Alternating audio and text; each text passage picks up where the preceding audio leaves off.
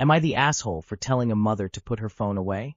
I was coming out of Costco today and walking through the parking lot toward my car.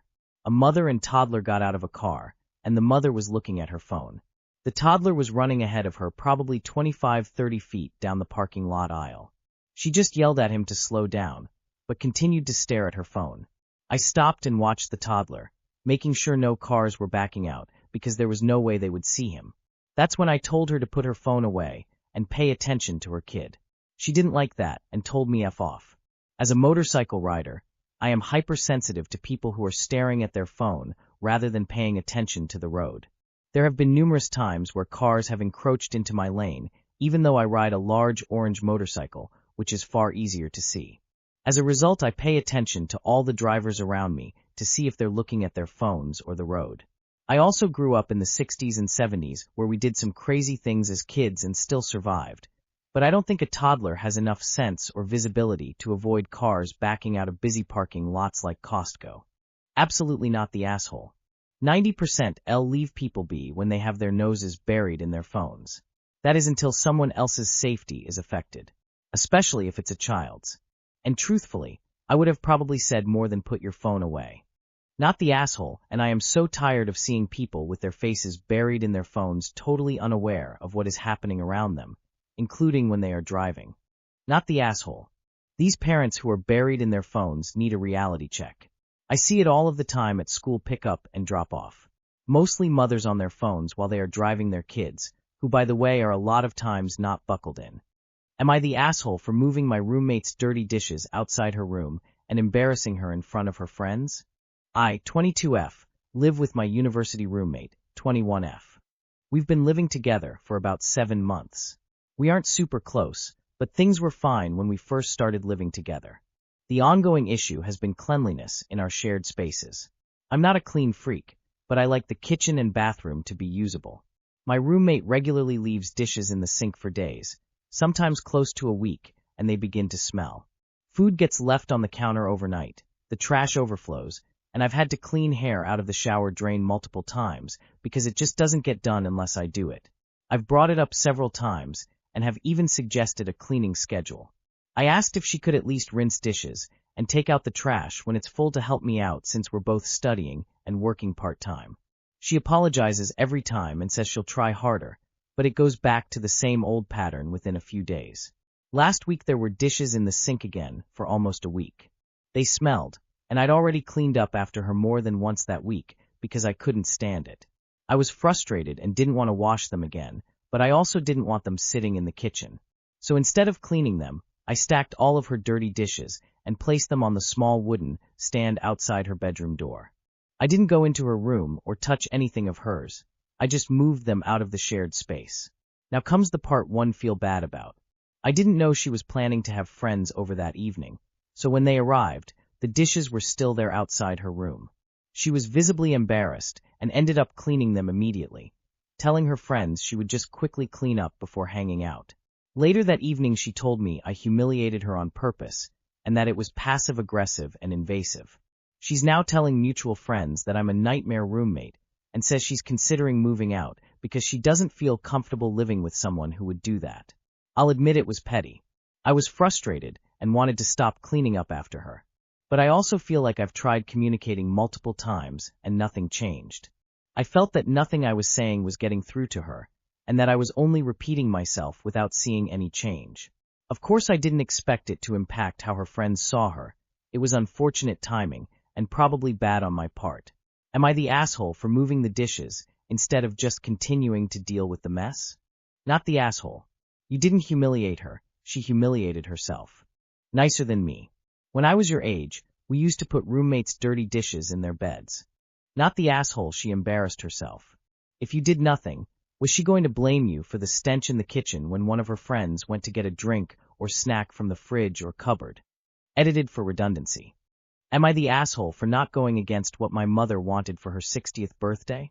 I, 25F, and my brother, 31M, were planning our mom's 60th birthday. She told me earlier she didn't want a big party, just a quiet dinner with immediate family. We agreed to respect her decision.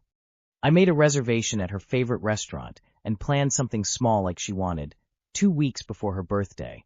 My brother told me he changed his mind and booked a surprise party with around 50 people because he thought she did not really mean what she said about wanting a small and quiet dinner.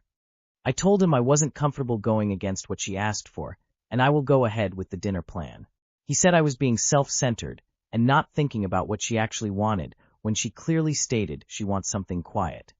I didn't cancel the dinner.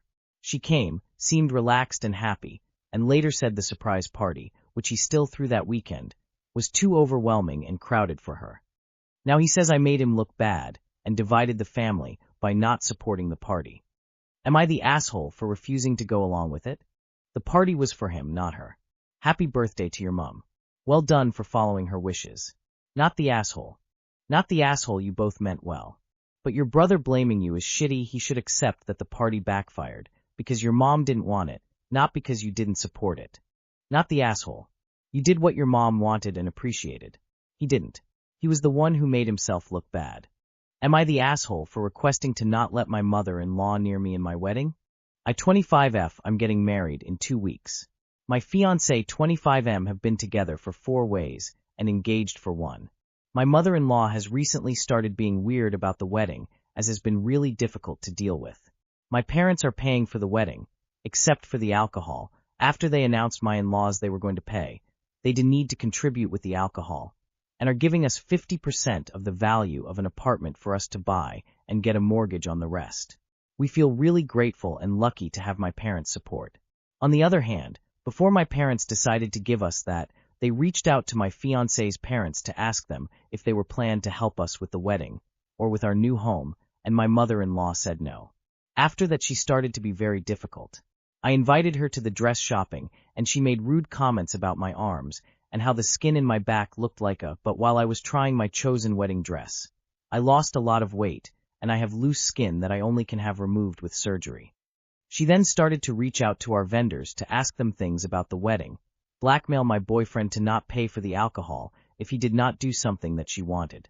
We wanted to keep the peace, so I tried to include her to join us for my getting ready the day of my wedding, and she refused, saying that she wants to be with her friends and to have her own makeup artist, and does not want to have her makeup done by mine. She wants to have her friends around, so get ready with her, like to have her own bridesmaids. For the mother and son dance, she wants to dance 2 songs. When we mentioned the dance should last 30 minutes, she wanted the DJ to make a mix of 2 songs. My boyfriend doesn't really want to, but he doesn't want to fight her. Last week she called me a told that because she sweats a lot, she bought 2 dresses and will use one for the ceremony and one for the reception, so she has 2 different looks. She casually bought the second dress in the same boutique my mom bought her dress after she saw it. Yesterday my wedding planners told me she was reaching out to our venue to request information regarding the hotel reservations. She wanted an early check-in, but didn't want to pay, and was asking if it could be added to the contract that my parents are paying. My wedding planner told her no, and that she cannot reach out to the vendors, and that they can only do changes like that with the ones that sign the contract, me.